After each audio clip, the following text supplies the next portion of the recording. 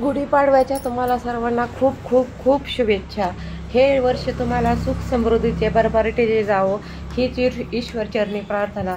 माझ्या सर्व यूट्यूबर फॅमिलीला गुढीपाडव्याच्या खूप खूप शुभेच्छा।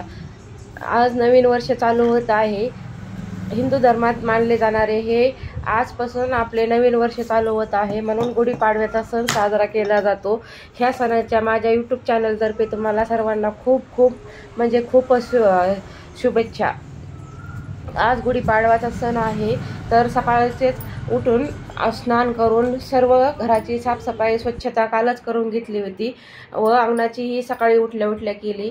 नंतर रांगोळी काढली दारापुढे, कारण की आपल्या हिंदू धर्मातील सण असला की रांगोळी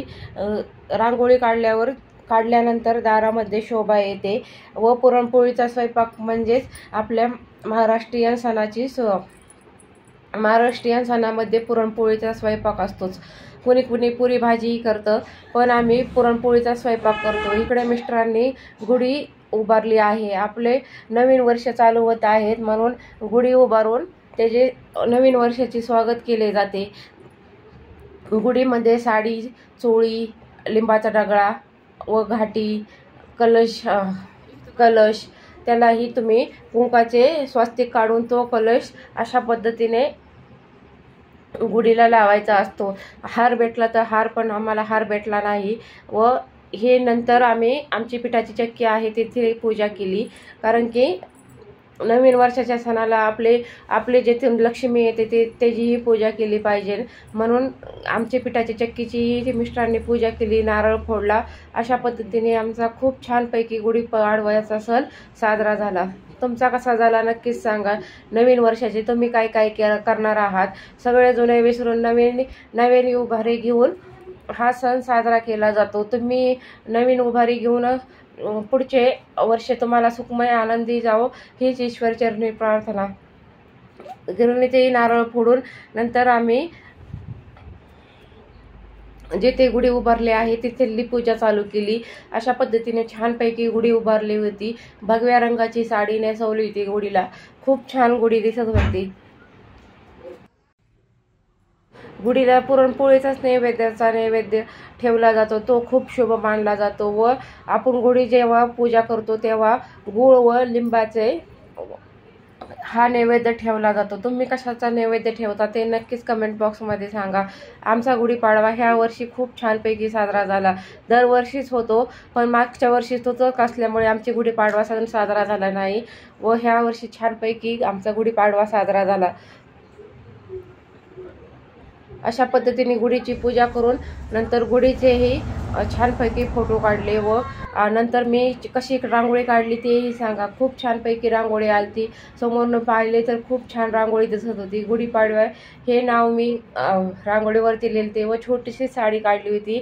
पहिल्यांदाच ट्राय केली ती साडी काढण्याची। छोटीशीच रांगोळी काढली, कारण की पुरणपोळीचा स्वयंपाक असल्यामुळे जास्त वेळ रांगोळीमध्ये गुंतवता येत नाही, म्हणून फटफट माझ्या मुलीचीही थोडीशी मदत घेतली। आम्ही दोघींनी मिळून छानपैकी रांगोळी काढली। तिने डॉट डॉट काढून दिले व नंतर मी फुले अशा पद्धतीने कलरचे बनवले। एकदम छानपैकी फुलांनी भरलेली रांगोळी दिसत होती। तर मी कशी काढली का रांगोळी व काढली असेल तर नक्कीच मला त्याचा स्क्रीनशॉट पाठवा। अशी छान अशी रांगोळी काढून घेतली। नंतर मी ही गुढीची पूजा केली।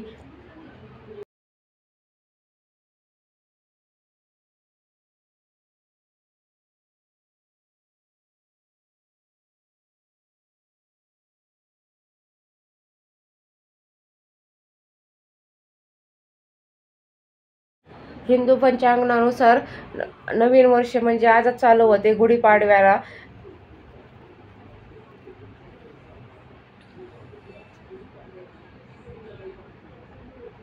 कशी आली आहे रांगोळी मला नक्कीच कमेंट बॉक्समध्ये सांगा। नंतर त्याच्याकडे थोडेसे पाण्याचेही सुशोभीकरण केले। सिंपल अशी छान अशी सुबक अशी रांगोळी काढली। कशी वाटली? नंतर आम्ही सर्वांनी गुढीचे दर्शन घेतले व छानपैकी आमची गुढी उभारली गेली। नंतर पुरणपोळीचा स्वयंपाक करायचा होता. थोड्याशा सर्कलमध्ये एका ठिकाणी दबला गेला, नाही तर छान अशी रांगोळी आज काढली होती. कशी वाटली रांगोळी तेही कमेंट बॉक्समध्ये सांगा. माझे व्हिडिओ आवडत असेल तर नक्कीच लाईक करा. माझ्या यूट्यूबवरच्या फॅमिलीला पुन्हा एकदा गुढीपाडव्याच्या खूप खूप शुभेच्छा. हे वर्ष तुम्हाला सुखसमृद्धीचे, आनंदीचे, भरभराटीचे जावं हीच ईश्वरचरणी प्रार्थना. नंतर पुरणपोळीचा स्वयंपाक चालूच होता. इकडे भजे काढले, छानपैकी भजे, गोल गोल मोठाले भजे पुरणपोळीसोबत खूप छान लागतात. पापड कुरडई तेही तळले होते. इकडे आमटी टाकण्याची सुरुवात केली, कारण की कटाची आमटी असली की खूप छानपैकी पोळ्याचा स्वयंपाक झाला असे म्हणतात. हे एकदम छानपैकी खोबरं, लसूण, कांद्याची पेस्ट हे सर्व मिसळून आमटीची तयारी केली. अशा पद्धतीने कटाची आमटी केली. खूप छान व रुचकर अशी आमटी झाली.